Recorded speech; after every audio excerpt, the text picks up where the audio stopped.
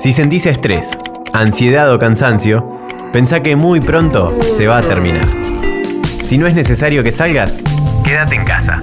Usa tapabocas, alcohol en gel y mantén la distancia. Nos cuidamos entre todos. Bueno, entonces ya hizo un poco Pincho la presentación de cómo surge este proyecto. Lo que faltaría agregar es que es un proyecto que se gestó de una manera compartida con un grupo de investigación del INTEMA Mar del Plata, con quien venimos trabajando ya desde hace aproximadamente 10 años. ¿Sí? Entonces es un proyecto conjunto, los integrantes del proyecto de Bahía Blanca somos los que estamos en este momento en la reunión, así que todo lo que les voy a contar ahora es el trabajo que se ha desarrollado en nuestra universidad y en nuestros laboratorios, ¿sí? Entonces, en sí el título del proyecto, como bien lo dijo, más o menos lo deslizó Pincho, tiene que ver con el desarrollo de materiales que puedan servir para afrontar la actual pandemia que estamos viviendo. Puntualmente nos dedicamos a lo que es el desarrollo de geles, films y recubrimientos poliméricos, con el objeto de preparar materiales que puedan servir para inactivar el virus COVID-19 de diferentes superficies, ¿sí? Entonces vamos a mostrar un poquito algunos datos de cómo estamos atravesando esta pandemia desde diciembre, ¿no? que surgió allá en Wuhan los primeros casos, a lo que es el día de la fecha. Estos mapas son a los que se puede acceder de manera diaria, accediendo al sitio de la OMS, ¿sí? Ahí fíjense que lo que va mostrando es cómo es la incidencia en cuanto a tasa de contagios, por esa escala que vemos ahí, en función del millón de personas, ¿sí? Por millón de población. Y lo que vemos es que si nosotros por ahí tuvimos la curiosidad y fuimos viendo, a medida que estos 10 meses fueron transcurriendo, cómo de alguna manera ese mapa fue mostrando una dinámica bastante importante en ese tiempo. Vemos que ahora el epicentro prácticamente pasamos a ser nosotros, nuestro continente, y principalmente Sudamérica, ¿no? Donde vemos que tanto nuestro país como Brasil, como Perú y demás son los países que están sintiendo con mayor impacto la incidencia del contagio, ¿no? Sobre todo, y de los casos más severos, tal como decía recién Pincho, el hecho de que la curva esté en ascenso y demás.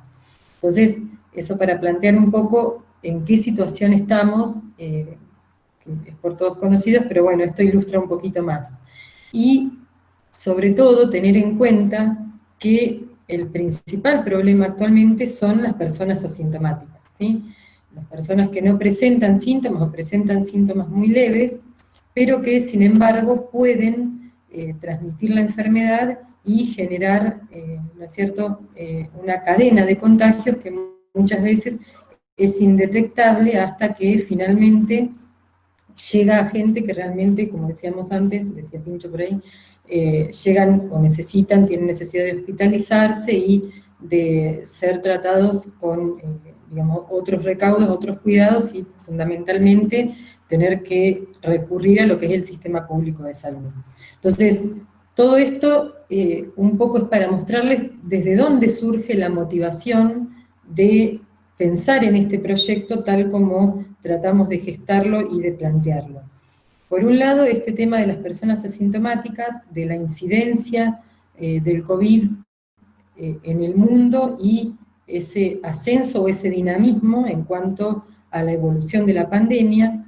Y por otro lado, digamos, desde el surgimiento en sí del virus, como decíamos a fines del año pasado, la idea o digamos la percepción de que realmente los esfuerzos siempre estuvieron más concentrados, más volcados, tanto en lo que tiene que ver con entes gubernamentales, como ciencia y tecnología, como a nivel empresarial, siempre estuvieron como más orientados o más volcados a lo que es la investigación y el desarrollo de vacunas y de medios de tratamiento, ¿sí? de fármacos o de sistemas que permitan el tratamiento y digamos, el pasaje por la enfermedad de la manera lo menos drástica posible, ¿sí? En ese sentido se han invertido no solo esfuerzos, sino mucho dinero y muchos recursos, entre ellos humanos, a enfocarse en estos temas específicos.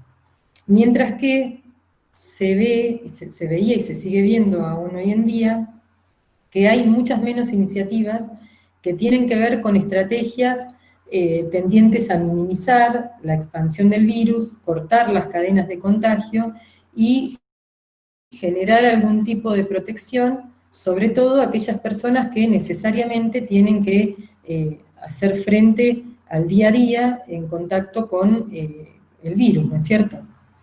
Entonces, en virtud de eso, es que investigando, ¿no es cierto?, recurriendo como siempre hacemos a la literatura científica, encontramos que en realidad la persistencia del virus en distintas superficies no necesariamente respondía a un tiempo relativamente corto como inicialmente se pensaba, ¿sí? Entonces, considerando, digamos, la poca atención que se le estaba dando al tema de la diseminación del virus a nivel contacto y a nivel acceso masivo a distintas superficies y a distintos lugares, teniendo en cuenta los asintomáticos, es que pensamos que se debía prestar especial atención a la actividad del virus una vez que quedaba,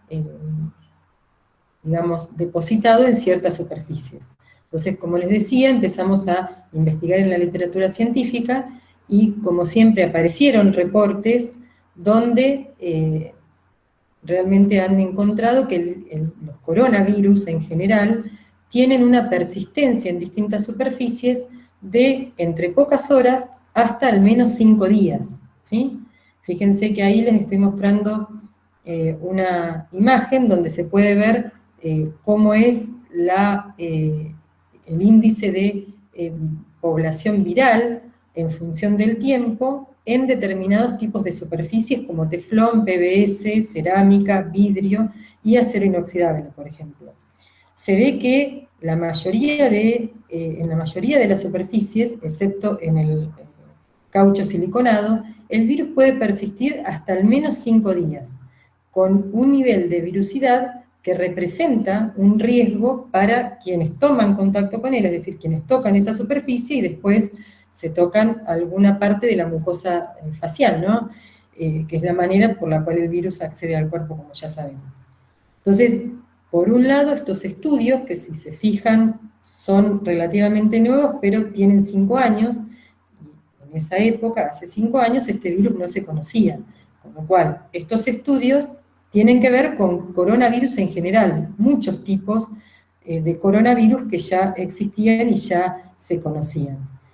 Sin embargo, desde que estamos atravesando esta pandemia, los estudios se acentuaron y se remitieron puntualmente a lo que es el SARS-CoV-2, ¿no es cierto?, el que causa el COVID-19. En relación a eso, encontramos artículos muy recientes de este año, donde no solo refuerzan esa idea o esa información que habíamos encontrado para los coronavirus en general, sino que además ponen de manifiesto que esos periodos de tiempo podrían ser incluso más prolongados. Es decir, acá estamos viendo que prácticamente en las mismas superficies, para este tipo de virus, la persistencia puede darse de entre 8 o 24 horas hasta 9 días. ¿Sí? Podemos tener depositado en esas superficies al virus durante ese periodo de tiempo con total actividad viral y con la posibilidad, obviamente, de generar una cadena de contagios que, como estamos viendo actualmente, puede ser incontrolable.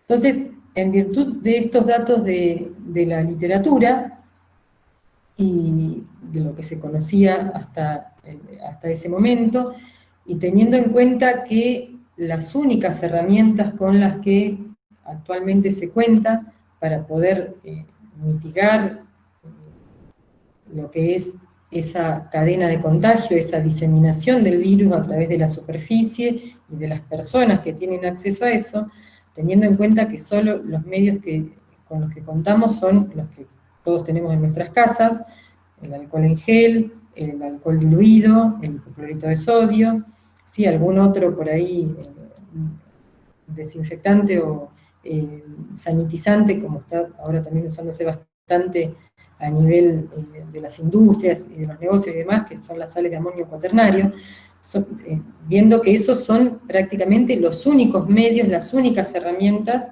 que nos permiten, de alguna manera, tener cierta seguridad en cuanto a la desinfección, es decir, en cuanto a la eliminación de las partículas de virus, una vez que la contaminación ya se produjo, ¿sí? Y teniendo en cuenta que además esa estrategia de desinfección es de muy corto alcance, ¿sí? Nosotros sabemos que periódicamente tenemos que desinfectar, o cada vez que vamos a tocar algún elemento, algún material que ha sido tocado por otras personas, tenemos que volver a desinfectarlo cada vez y demás, digamos. Son las únicas herramientas con sus limitaciones y la baja eficiencia que tienen, que de hecho se reflejan en la incidencia de contagios cuando no se tienen las precauciones de aislamiento, de distanciamiento, de uso de tapabocas y demás que ya todos conocemos, ¿sí? Entonces, en función de esto, y como también lo comentaba Pincho antes de arrancar la charla, teniendo en cuenta además que esto vino para instalarse, que vamos a tener que acostumbrarnos lamentablemente y adaptarnos a una nueva normalidad donde casi inconscientemente vamos a estar pensando cada vez que toquemos algo si eso está realmente sanitizado, si eso realmente es seguro, lo mismo acceder a determinados ambientes. Entonces, teniendo en cuenta esos conceptos, es que pensamos que de cara al futuro cercano, inmediato, va a haber una demanda sostenida de materiales que necesariamente van a tener que tener cierta seguridad en cuanto a la posibilidad de prevenir frente a infecciones como las que estamos viendo con este virus, el COVID.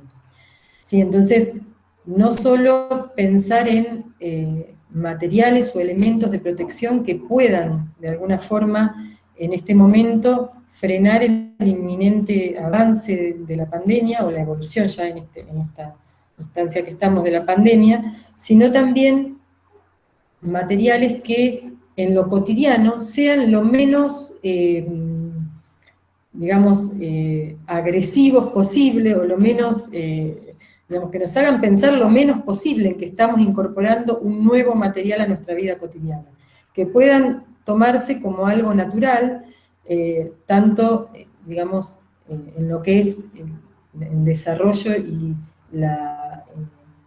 digamos, la inserción de los mismos en el mercado, como desde los ámbitos en los cuales esos materiales se podrían aplicar, ¿sí?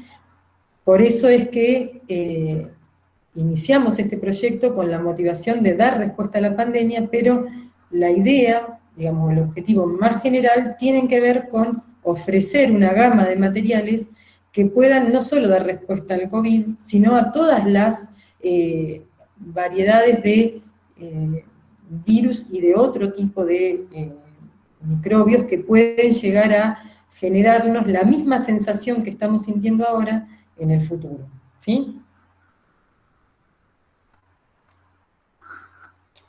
Entonces, el objetivo concreto de nuestro proyecto, digamos, lo que nosotros nos imaginamos cuando gestamos este proyecto, es que podíamos llegar a diseñar materiales que pudieran de alguna manera atraer al virus, ¿sí?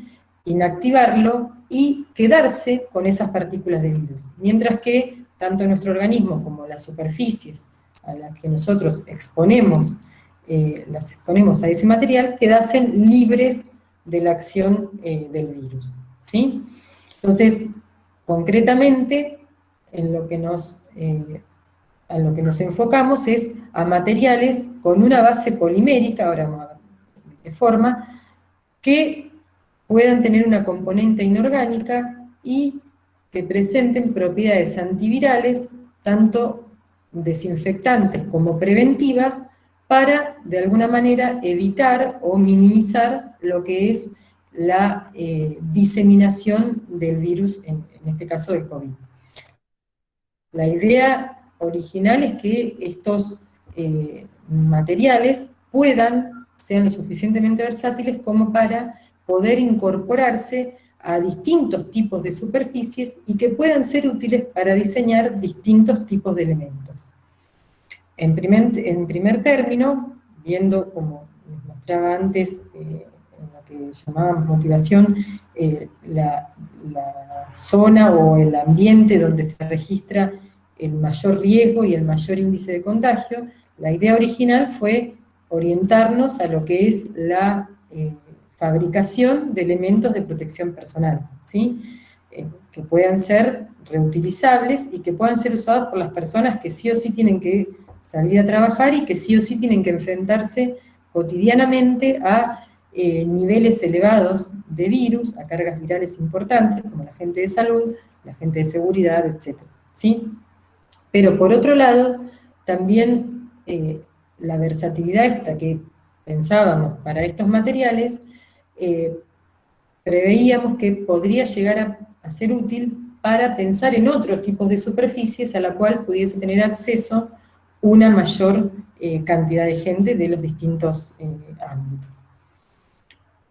En sí, en definitiva, nuestra idea cuando gestamos este proyecto fue realizar un aporte, como les digo ahí, desde el área de materiales. Nosotros nos dedicamos en nuestro grupo de investigación, no solo las chicas que están convocadas para este proyecto, sino todo el grupo de nanomateriales híbridos aplicados, que somos un grupo de 11 mujeres todas. Normalmente nos dedicamos al diseño de materiales orientados a alguna aplicación específica que siempre tiene que ver con tratar de contribuir a resolver algún problema que repercute a nivel social. Entonces, en este caso, el aporte lo quisimos hacer desde el mismo ámbito, desde el ámbito de los materiales, desde el área de los materiales, y la idea es tratar de minimizar o prevenir o atenuar lo que es la diseminación de este virus a distintos niveles de los ámbitos comunitarios. Bien. ¿Está todo bien? Yo como no veo, con la presentación acá no veo si está todo bien, si alguien quieren decirme si está todo bien, mejor. Sí, Vero, está todo bien, Vero. Está todo bien. Claro, Sí, ¿verdad? sí. Entonces, bueno, para diseñar estos materiales, en principio pensamos en un polímero muy conocido por nosotras, que es el quitosano, ¿sí? El quitosano es un polímero natural que proviene de la deacetilación de la quitina, ¿sí? La quitina es el segundo polímero natural, biopolímero más abundante en la naturaleza, y tiene la particularidad, el extra, digamos, la ventaja adicional o el beneficio extra de que se puede extraer a partir de un desecho, ¿sí? Se puede extraer a partir de los exoesqueletos de, como vemos ahí, los crustáceos, los camarones, los langostinos. Entonces, no solo estamos pensando en un polímero que es natural, sino que además podemos resolver un problema como es el tratamiento de desechos que son de magnitud, tanto en zonas como la de Bahía Blanca, como en Mar del Plata, como en el sur, ¿no es cierto? Entonces, partimos de este polímero, que químicamente, como lo vemos, se, digamos, basa en unidades repetitivas de glucosamina, que presenta diferentes grados de diacetilación en función del tratamiento que se realizó para poder obtenerlo, como decíamos, a partir de la quitina. Normalmente, los quitosanos que tienen mejores propiedades tienen un grado de diacetilación entre el 80 y el 100%. ¿Sí? Otra particularidad que tiene este polímero es que es policatiónico, es decir, a determinados pHs presenta carga positiva, lo cual entre otras características lo torna sumamente atractivo, ¿sí? En realidad, tanto esos grupos amino que tiene, como los grupos oxidrilos, como los grupos acetoamida, son los que le confieren muchas propiedades que lo vuelven sumamente atractivo desde varios puntos de vista, ¿sí? Desde lo que tiene que ver con la parte reactiva y la parte de absorción, por ejemplo, hace que se comporte con muy buen quelante de metales pesados, ¿sí?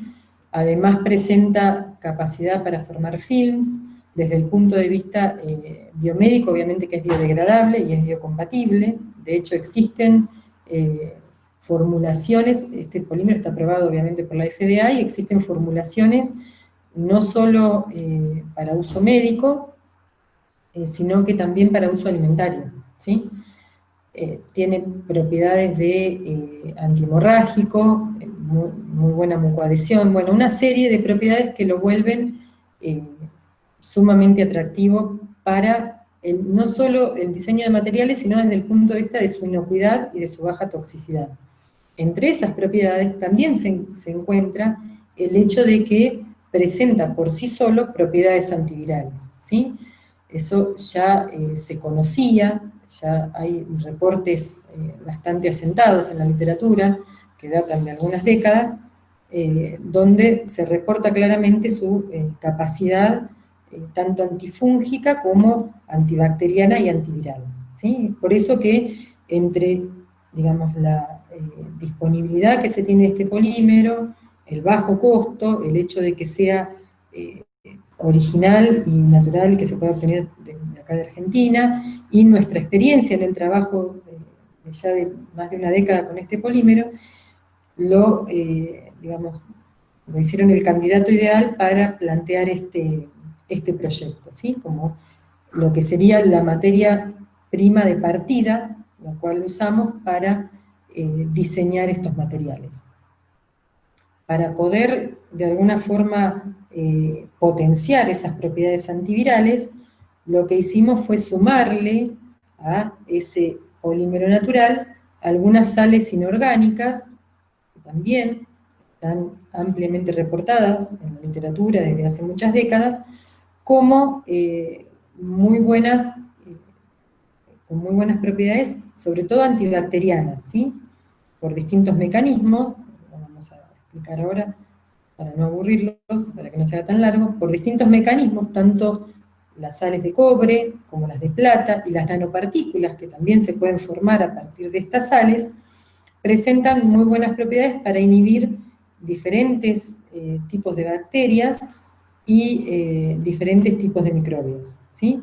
La actividad frente a virus es menos reportada, pero también se conoce que existe, ¿sí? Entonces la idea al diseñar estos materiales fue principalmente generar una sinergia entre todas las buenas propiedades que tiene el quitosano, sobre todo en cuanto a la posibilidad de formar diferentes tipos de materiales, no solamente materiales sólidos como pueden ser polvos, sino que el quitosano, por la experiencia que también nosotros tenemos en nuestra línea de investigación, ya sabíamos que podía formar geles y también que podía formar films. Entonces, esa versatilidad en cuanto al tipo de formulación que se podía obtener, más las propiedades antivirales, combinado con las sales de plata, nos generó una combinación con amplias posibilidades de que pueda llegar a tener éxito, ¿sí?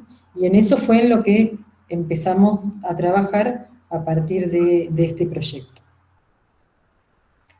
Entonces, ahora les voy a comentar un poquito más cómo organizamos este proyecto, cómo lo fuimos llevando adelante y en qué etapa estamos actualmente, ¿sí?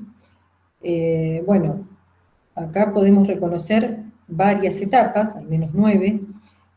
Las primeras 3 tienen que ver, obviamente, con la etapa de desarrollo en el laboratorio, ¿sí?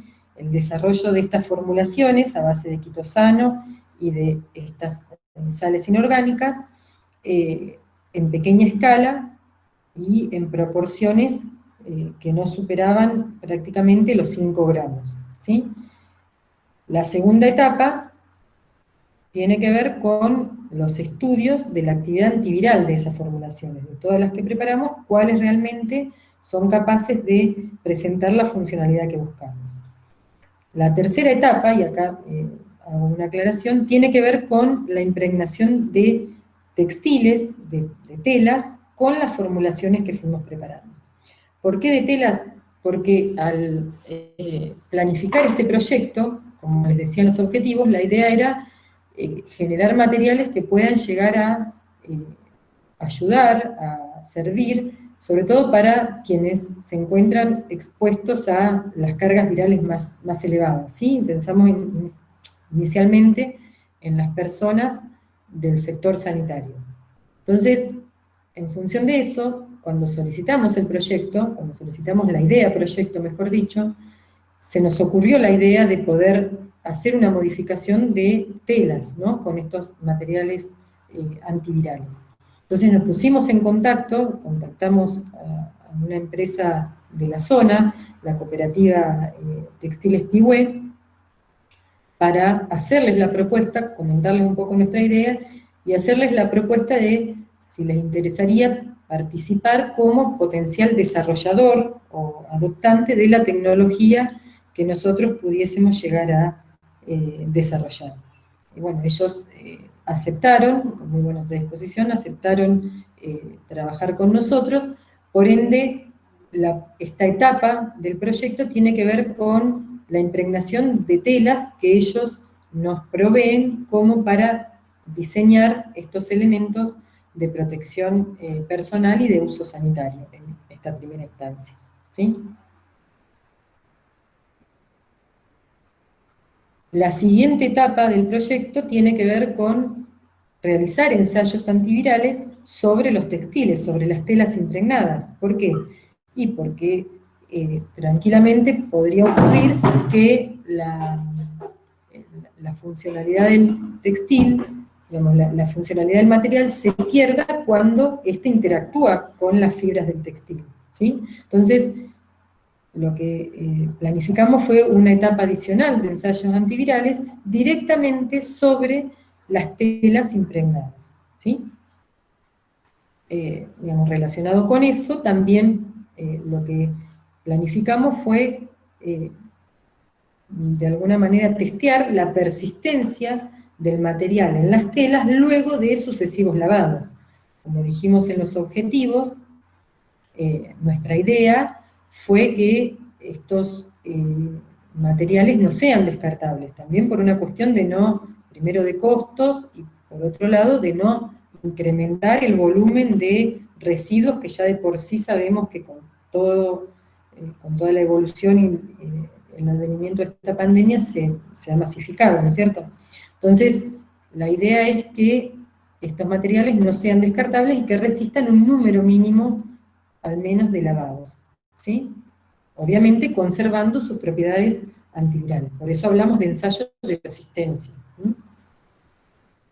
Y bueno, ya las últimas etapas tienen que ver con la producción del material a mayor escala, la producción del material a escala de planta piloto, que esas funciones o esas actividades están planificadas para realizar en INTEMA, en Mar del Plata. Ese sería el rol de la gente de Mar del Plata, dedicarse más a la parte del escalado, ¿no? Una vez que lleguemos a la formulación óptima. Y como últimas etapas del proyecto, está prevista la certificación de los textiles funcionales, es decir, de los textiles impregnados con nuestras formulaciones, tanto desde el punto de vista de lo que es la inocuidad, la toxicidad y demás, como desde lo que tiene que ver con las regulaciones de la industria textil, aspectos como la respirabilidad, la mojabilidad y ese tipo de cosas que tienen más que ver con lo que sería el diseño textil en sí. Y bueno, como últimas etapas y etapas que no fueron planeadas inicialmente en el proyecto, también contemplamos la posibilidad de desarrollar otros posibles productos que puedan servir para aplicarse directamente en las superficies, ¿sí? Eso lo vamos a ver sobre el final. Bueno, entonces, comentadas todas estas etapas, voy a pasar ahora a contarles un poco cómo vamos avanzando en cada una de ellas, ¿sí? Les- la primera que vamos a ver, obviamente, por orden, es la etapa de laboratorio. Cómo fuimos manejándonos en el laboratorio, cómo para poder llegar a obtener las formulaciones con las propiedades que buscábamos. Para poder realizar el desarrollo de las formulaciones, tuvimos en cuenta estos dos criterios que tenemos ahí en la balanza.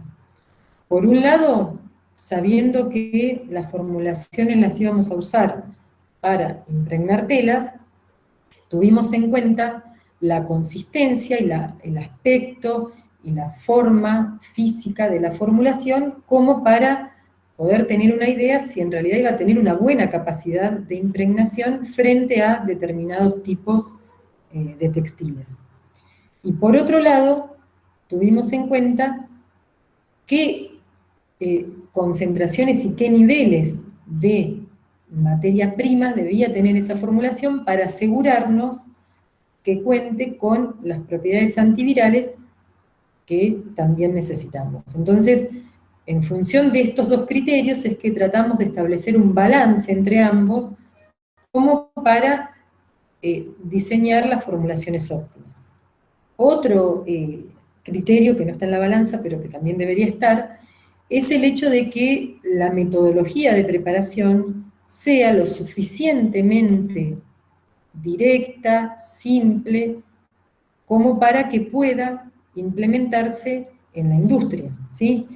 Tengan en cuenta que la idea de este proyecto, el alcance de este proyecto, es hasta lograr los productos, una serie de productos con propiedades certificadas y un escalado a escala piloto, pero la idea es que después esta empresa, la Textil Pigüé o cualquier otra, pueda desarrollar tanto el material como los procedimientos de impregnación de la tela en sus propias instalaciones, con lo cual teníamos que asegurar además un procedimiento que fuese acorde no solo a lo que es el equipamiento, la infraestructura y demás de la industria, sino también los costos, que prácticamente es lo que más pesa. Entonces, si bien nosotras teníamos mucha experiencia en lo que es el desarrollo de materiales, ya sea a nivel de geles, a nivel de films, incluso a nivel de nanopartículas, las metodologías que nosotros solemos usar en el laboratorio para nuestros trabajos más académicos, para las tesis doctorales, los papers y demás, no son tan adaptables a lo que es la realidad de una empresa, de una industria, la dinámica, ¿no es cierto?, de una industria. Entonces, tuvimos todo un trabajo de rediseño de los procedimientos como para, además de estos dos criterios, lograr procedimientos y metodologías que fuesen adaptables, ¿no?, perfectamente a lo que es la dinámica de una industria. Entonces, teniendo en cuenta eso, es que pudimos hacer varios ajustes en lo que son las condiciones experimentales, variaciones diversas a las proporciones de los distintos componentes, y logramos obtener, como vemos ahí en las imágenes, logramos obtener desde materiales con consistencia bien de gel, hasta materiales con una estructura más tipo alcohol en gel, hasta soluciones, ¿sí?, con viscosidades también variables, y en algunos casos sólidos tipo esponjas, ¿sí? Hemos obtenido de todo, básicamente. Muy entretenida ha sido esta etapa, la primera etapa del proyecto. En todos estos casos, la idea era generar una serie de varias formulaciones como para luego orientar la selección a los criterios que antes mencioné. ¿Cuáles era más fácil usar, con cuáles formulaciones resultaría más adecuado impregnar telas, con cuáles formulaciones por la composición suponíamos que iban a tener mejores propiedades antivirales y antibacterianas. una vez diseñadas estas formulaciones, que en realidad teniendo en cuenta todas las variaciones que fuimos haciendo, llegaron a ser una serie de 13, lo que hicimos fue una caracterización química básica, ¿sí? No profundizamos en caracterizaciones más rigurosas desde el punto de vista científico, como nosotros solemos hacer cuando trabajamos, como dije, a nivel académico, porque lo que no tenemos que perder de vista que lo que estamos haciendo con este proyecto es un desarrollo, con tiempos acotados y más acotados aún en relación a la pandemia que estamos atravesando y en tratar de dar solución tal como lo propusimos cuando encaramos este proyecto. Entonces, la caracterización química a la que me refiero cuando hablo de caracterización química básica tiene que ver con espectroscopía FTIR, como para identificar los componentes de las distintas formulaciones que efectivamente se fueron incorporando, los materiales de partida que nosotras fuimos agregando, y lo que tiene que ver con espectroscopía de absorción atómica para tener una idea concreta y una cuantitativa bien precisa de la concentración de metales que las formulaciones tenían. Esto es muy importante desde el punto de vista de la regulación. Hay formulaciones en las cuales nosotros incorporamos otros aditivos que no son metales, con la idea de que superen de manera más rápida y más ágil las regulaciones, porque acá en nuestro país no tanto, pero en otras partes del mundo hay muchos cuestionamientos a lo que tiene que ver con el uso sobre todo de plata, ¿no?, para el diseño de indumentaria, por la posibilidad de que se genere, de que haya un leaching de plata y que se generen cantidades tóxicas que, sobre todo para el tema de tapabocas y demás, puedan ser respiradas. Entonces, la cuantificación por espectroscopía de absorción atómica de los metales fue clave como para quedarnos de alguna manera tranquilas con ese requisito, ¿sí?, en las formulaciones que obviamente contienen los metales. Bueno, entonces, con esta caracterización básica cerramos lo que sería la etapa de laboratorio. Ahora, la siguiente etapa fue tener en cuenta cuál era la capacidad antiviral de esas formulaciones, ¿sí? Ahí seleccionamos algunas de las formulaciones que consideramos que mejor iban a funcionar desde el punto de vista de la impregnación y se realizaron los ensayos antivirales. Fíjense que yo ahí les estoy mostrando un esquemita de lo que sería la estructura del virus SARS-CoV-2, ¿no es cierto?, el virus del COVID. La característica de este virus, la característica saliente, digamos, es que es un virus que se llama envuelto, ¿sí? Está como metido dentro de una membrana formada por distintos tipos de proteínas, que sería la parte, si se quiere, más lábil de este virus. Entonces, cuando nosotros pensamos en los ensayos antivirales, ni cuando los pensamos ni ahora mismo, hay laboratorios realizando ensayos a nivel de investigación o de desarrollo de materiales con exactamente el virus SARS-CoV-2, sino que en todos los trabajos y en todos los desarrollos que ustedes ven en las noticias y demás, excepto que sean medicamentos para tratamientos o que sea la vacuna, no se trabaja con este virus, ¿sí? Se trabaja con virus alternativos, ¿sí?, que comparten propiedades similares con el SARS, pero que no son exactamente el SARS-CoV, ¿sí?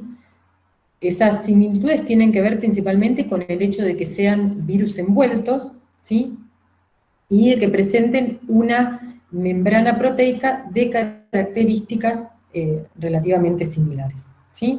Entonces, en virtud de esto, nosotras en esta primera etapa de los ensayos antivirales, trabajamos con cepas de coronavirus bovino y cepas de alfa herpes virus bovino, ¿sí? Esos ensayos los realizamos en colaboración con un grupo de investigación del Laboratorio de Virología de la Universidad Nacional del Centro, en Tandil, ¿sí?, la Facultad de Ciencias Veterinarias de esa universidad, donde ellos testearon 6 formulaciones de las 13 que nosotras seleccionamos directamente sobre estos virus, ¿sí? Lo que hicieron, bueno, ahí les muestro algunos ejemplos de los resultados que hemos obtenido. Lo que hicieron fue testear en esta primera etapa directamente la formulación en contacto con el virus, ¿sí? Lo que obtuvieron es que las formulaciones, las 6 formulaciones que nosotros seleccionamos para que ellos prueben, las 6 en estado puro, inhiben por completo al virus alfa herpes, ¿sí? Al alfa herpes bovino. Empezamos por este virus, porque de acuerdo a lo que la gente de virología nos informó y nos puso al tanto, el virus alfa herpes es mucho más resistente, con una capacidad mucho más alta de infección que el corona. Entonces, como la idea es que esto no solo sirva para COVID, sino que sirva para otros virus y para otras bacterias, decidimos en una primera instancia probarlo con el alfa herpes virus bovino, ¿sí? Como les digo, todas las formulaciones que seleccionamos generaron inhibición del virus. Ahí lo que les muestro son distintas diluciones, ¿sí?, que se han hecho de la formulación original. Fíjense que acá sería la formulación pura, acá sería la formulación al 10%, al 1 y al 0,10. Es decir, acá sería la dilución 1 en 10, 1 en 100 y 1 en 1000, ¿sí? Lo que se ve es que, dependiendo de la formulación, diluciones tan grandes como 1 en 10 siguen inhibiendo por completo al virus. Otras diluciones generan un descenso del título viral, pero no llegan a inhibir por completo el virus. Otras diluciones, estamos hablando de 1 en 100 y de 1 en 1000, ¿sí? Son diluciones muy grandes. En este momento están terminando los ensayos con coronavirus bovino, ya tenemos datos de las formulaciones puras que también inhiben por completo al virus de tipo corona, como era de esperar. Con lo cual, a partir de completar esta etapa de ensayos antivirales, y teniendo en cuenta estos resultados, ya pudimos seleccionar algunas formulaciones como las más aptas para ir a la otra etapa, a la etapa siguiente, que, como habíamos dicho antes, tiene que ver con la impregnación de los textiles, ¿sí? Bueno, ahí ven, lo que traté es de incluirles todo el proceso. La impregnación a nivel laboratorio involucra en principio lo que es el lavado de la tela, tal como nos las han enviado desde la textil de Pihue, luego la pesada de la tela, luego la impregnación, que acá no sé si se llega a ver, con un semipalo de amasar que hace las veces de fular. Según lo que nosotros charlamos con la gente de la textil de Pihue, la idea de ellos es utilizar el proceso de fular para poder hacer la impregnación de las telas. Entonces lo que tratamos de hacer en el laboratorio es, de alguna manera, simular ese proceso de fular, es decir, sumergir las telas en la formulación en primer término y luego hacer un escurrimiento tal como lo harían ellos a través de este proceso de fular, ¿sí? Entonces, la manera que nosotras tuvimos en el laboratorio de saber si realmente algo de formulación quedó impregnado en la tela es a través de las pesadas. Lo que hicimos fue pesar la tela antes y pesar la tela después de las impregnaciones, de los procesos estos de impregnación, ¿sí? Todo lo que tiene que ver con las proporciones que usamos de formulación a longitud de tela, como las temperaturas que utilizamos para el secado de las telas, son las que hemos adoptado de acuerdo a lo que nos ha comentado la gente de la textil de Pihue, ¿sí? Tratamos de simular todo lo que podíamos, las condiciones que después se van a usar en la planta textil. Entonces, testeamos diversas telas, la mayoría de ellas eran híbridos o combinaciones de poliéster-algodón, había alguna que era solo algodón, y también probamos el Arciel, que se supone que es el que se usa para los guardapolvos. En todos los casos tuvimos, con las formulaciones que seleccionamos, que eran las que nos daban buena respuesta antiviral, tuvimos un porcentaje de incremento de peso entre el 5 y el 50%. Eso dependiendo de la formulación y del tipo de tela. ¿Sí? Las telas que ellos nos enviaron para testear son las telas que se supone son las más adecuadas para luego confeccionar distintas prendas que puedan llegar a utilizarse como alguno de los elementos de protección personal que conocemos, ¿sí? Ya sea ambos, ya sea tapaboca social, ya sea cofia, ¿sí? Ese tipo de indumentaria. También las temperaturas de secado las fuimos adaptando a lo que ellos nos informaron de acuerdo al tipo de tela, ¿sí? Entonces ahí también tuvimos una idea de la estabilidad térmica de la formulación en contacto con la tela, como para saber hasta qué temperatura eran capaces de soportar las distintas formulaciones. Entonces, de esta etapa, de esta, si se quiere, tercera etapa de trabajo, obviamente consensuado también con la empresa textil, surgió una tela como la más apropiada para empezar con el diseño de algún tipo de elemento de protección personal.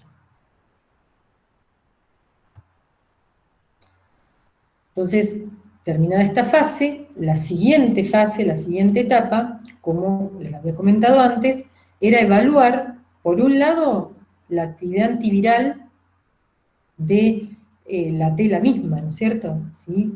La formulación ya impregnada, ya inmovilizada en la tela, tenía el mismo efecto que habíamos visto cuando ensayamos la formulación sola, y por otro lado, testear qué es lo que ocurría cuando se implementaban lavados sobre esa tela, ¿sí?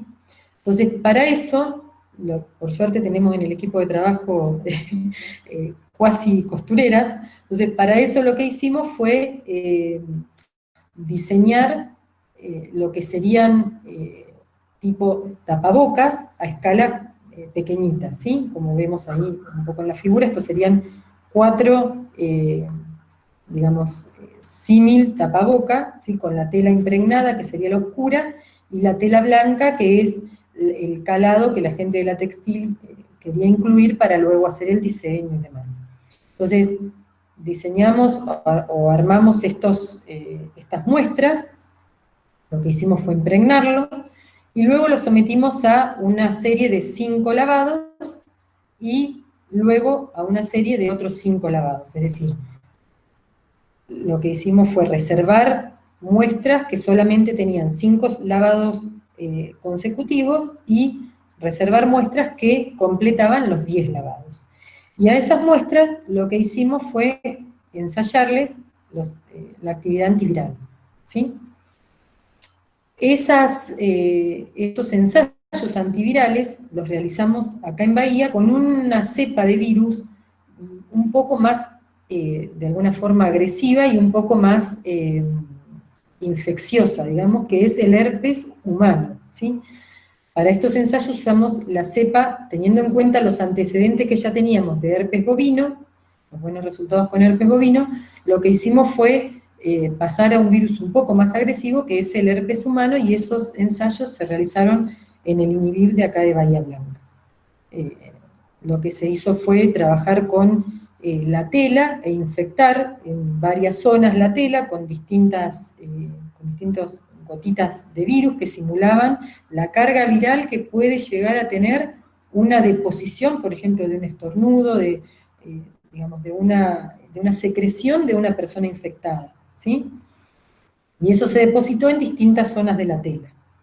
Lo que hicieron las chicas de virología fue ir luego cuantificando o de alguna manera sondeando cómo iba evolucionando esa actividad antiviral en función del tiempo, ¿sí?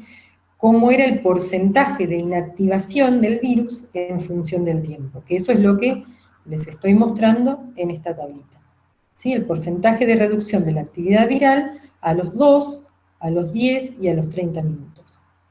Entonces, lo que pudimos ver para la mejor formulación en términos de la actividad antiviral que habíamos testeado en COVID bovino y en herpes bovino, con la mejor tela, que según nos dijeron la gente de la textil, era la que ellos consideraban la tela más apropiada. Lo que hicimos fue testear esa tela impregnada sin ningún lavado, y lo que vimos es que a los 2 minutos de contacto con el virus, la tela inactiva la totalidad del mismo, ¿sí? El 100% del virus es inactivado a los 2 minutos de contacto. Pasado 10 minutos, la actividad antiviral se sostiene, y lo mismo a los 30 minutos. Prácticamente es una variación que es poco significativa. Cuando se pasa a testear la tela con 5 lavados, lo que vemos es que la actividad antiviral se reduce, digamos, o demora más tiempo, ¿sí? Porque en realidad a los 10 minutos y a la media hora no hay diferencias significativas en cuanto a la inhibición del virus con respecto a lo que es la tela sin lavar. Sí la hay cuando hacemos el análisis inmediatamente, es decir, a los 2 minutos. Y algo similar ocurre cuando se testea, que es lo que ocurre con la tela luego de 10 lavados. En ese caso, fíjense que recién a los 30 minutos se logra un efecto antiviral, una reducción del porcentaje de actividad viral significativo o adecuado como para decir que realmente el virus se está inhibiendo. Estos resultados nos parecieron muy interesantes y muy promisorios, sobre todo teniendo en cuenta que, comparando este virus con lo que es el corona, ¿sí? Como les decía antes, este virus es mucho más infeccioso, mucho más resistente, ¿sí? Con lo cual, en este momento, hoy exactamente, logramos acceder a lo que es la gente del ANLIS Malbrán, y en este momento nos están ensayando esta misma formulación, estas mismas telas, con el COVID humano. Así que, luego que tengamos esos resultados, vamos a tener, digamos, el panorama completo. Pero, digamos, con estos datos ya podríamos decir que entre 5 y 10 lavados es posible que la tela mantenga su actividad antiviral, sin ningún tipo de ligante, que son otros aditivos que se suelen utilizar en la industria textil para fijar la formulación a las telas. Digamos, lo promisorio de estos resultados tienen que ver con 2 cosas. Primero, con que la formulación que testeamos, la que quedó seleccionada, es la que no contiene metales, ¿sí? Contiene otros aditivos mucho más simples y de menor costo, pero no tiene metales. Y por otro lado, que estos resultados fueron alcanzados sin el uso de ningún tipo de ligante que permita el anclaje de la formulación a la tela. ¿Sí? Bien. Entonces, bueno, acá, una vez que obtuvimos esos resultados, ahí sí nos animamos a hacer una preparación a una escala que llamamos nosotras semipiloto, lo hicimos en nuestros laboratorios, en el 73C, de impregnación de un volumen más grande de tela, ¿sí? Trabajamos con una cantidad del orden de 1,90 m, si no me acuerdo mal, después las chicas cualquier cosa me van a corregir, con lo cual se pudieron impregnar esos volúmenes de tela y se enviaron a la empresa, a la cooperativa textil Espigüe, donde se utilizaron para confeccionar los prototipos de tapabocas social, es decir, con esta tela y una capa externa de ese calado blanco que antes les mostraba, se diseñaron estos tapabocas que vemos acá. La idea del diseño de estos tapabocas, como les decimos, son prototipos, tienen que ver con ajustar lo que tiene que ver con el diseño y realizar lo que es la parte de certificación en cuanto a las características textiles de las prendas, ¿sí? Entonces, por eso es que se realizaron estos tapabocas como prototipos, ¿sí? Con la tela que nosotras impregnamos acá, se pudieron realizar una serie de 20, y ahora, la semana pasada, hicimos otra tanda de tela así comparable en cuanto a volumen, para realizar algunos más y poder tener tanto para la parte de certificación textil como para la parte de ensayos de irritabilidad o de certificación en ANMAT, si es que eso fuese necesario. Bien, entonces para no aburrirlos tanto, ya vamos pasando a las últimas etapas del proyecto, que tienen que ver con el desarrollo de otros posibles productos. A raíz de los buenos resultados que tuvimos con las formulaciones en cuanto a la actividad antiviral, vimos que algunas de las que presentaban mejores perspectivas desde el punto de vista antiviral, sobre todo en términos de poder usar diluciones grandes, por ejemplo 1 en 10 de las formulaciones puras, nos dieron la idea de poder utilizar esos materiales no para impregnar telas, sino como un spray que puede ser aplicado en distintas superficies y que puede llegar a generar recubrimientos de distinto espesor, donde esos recubrimientos obviamente tienen la capacidad de inhibir al virus, ¿sí? Entonces, en función de eso es que las preparaciones con estas características las empezamos a testear en cuanto a su capacidad de deposición, de adhesión a distintas superficies y a su capacidad de generar films, ¿no?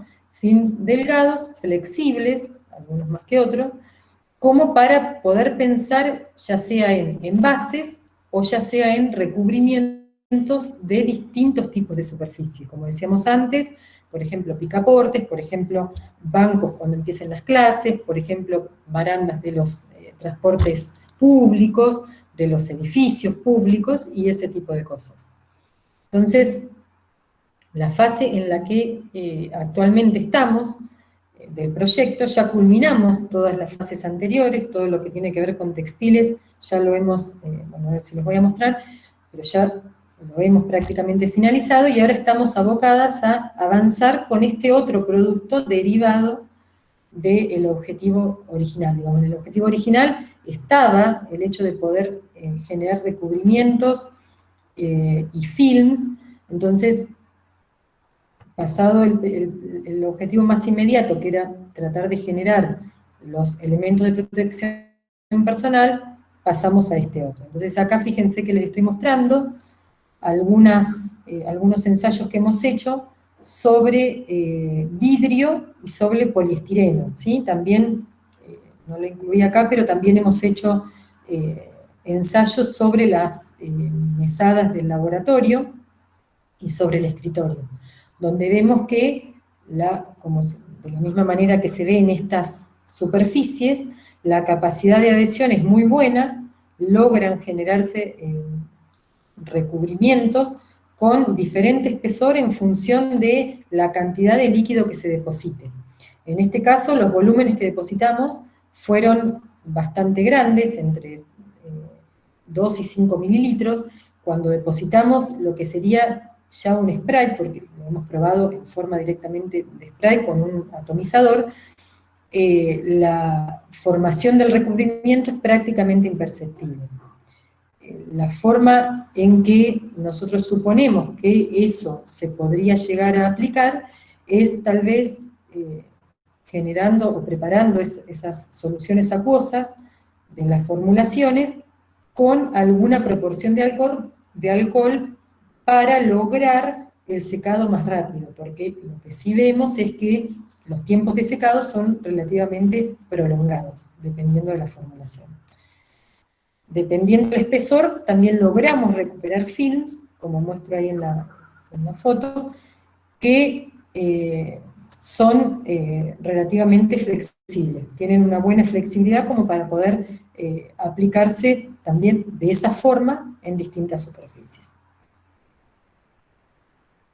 En esta etapa, digamos, lo que estamos haciendo también es escalando a escala piloto, la gente de Mar del Plata justamente hoy está llevando adelante el escalado de la formulación que seleccionamos para el producto este de spray, ¿sí? Eso ya lo estamos preparando.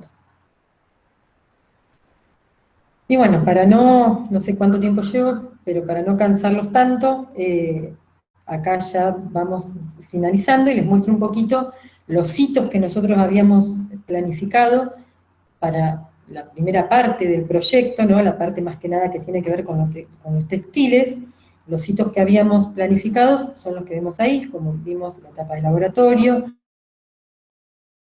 a nivel celular, y la gente de la textil está coordinando lo que tiene que ver con ensayos de irritabilidad y demás, ya que ellos tienen habilitación de ANMAT y demás, eso lo están realizando ellos directamente con los productos, con estos prototipos de tapabocas que serían los primeros productos que podrían llegar a comercializarse, ¿sí? Son tapabocas sociales, no llegan a ser para uso sanitario, es decir, no son para uso hospitalario, pero sí son para uso de todo tipo de personal esencial y sobre todo para la población en general. Y, como les decía recién, el escalado a planta piloto, tanto en Mar del Plata como en la textil, es lo que al día de hoy, 22 de septiembre, como les puse ahí, nos queda pendiente. Del 21 de mayo, que arrancamos con este proyecto, al 22 de septiembre, ese es el estado en el que nos encontramos de avance, teniendo en cuenta que además estamos en paralelo avanzando con el desarrollo de este producto adicional que es el spray que recién les comentaba. Bueno, esto sería prácticamente todo. Acá presentarles al equipo completo, al equipo local como al equipo de Mar del Plata, con el que trabajamos, la verdad es que de mil maravillas, de una manera coordinada y súper amena además. También presentarles a la gente de acá de INIVIR que está colaborándonos también con muchísima buena predisposición en la parte de los ensayos antivirales, la doctora Victoria Ayala y Lorena Germán, y las virólogas de la Facultad de Veterinarias de Tandil, y las doctoras Guillermina Dolcini y Sandra López, que también nos están ayudando en esta parte. Así que, bueno, eso sería por el momento todo lo que tendríamos para contarles.